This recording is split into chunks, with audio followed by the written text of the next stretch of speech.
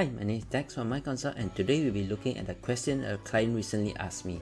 So she was actually asking me, how can we generate a sales report by sales agent? So before we continue, if you find our guides helpful, do like and subscribe so that we are able to reach out to more people. Alright, so now back to our video. In AutoCount, there are a number of reports that will be able to give you that kind of information. So for today's example, we'll be looking at the sales invoice listing. So to that, all we just come to here is invoice.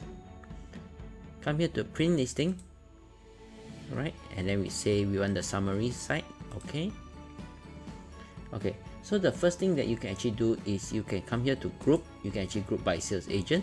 So when we do this group by sales agent, your report will be split by your agents. Alright, so we press inquiry here. Right, the second one that you can do is if you want a specific sales agent, you can actually come here and you can actually select here multi-select, and you can select, okay, I want DEX. I press OK, I inquiry, and only DEX agent invoices will come out. Alright, so let's cancel this. No filter, inquiry. And the final option is from here. Let's open this a bit bigger. Here we have one called agent. Let's say we click here and we drag it up here. So the system will then split it by the agents here. So Alex and also DEX.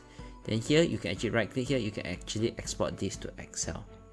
Alright, so this is actually how easy it is to customize the reports. And also these steps will be similar to other sales reports. So you can actually use the same steps to generate the sales reports from other sites based on sales agents. So we actually hope you find this helpful, and do leave a comment below if you have a specific questions you would like us to cover. Thank you.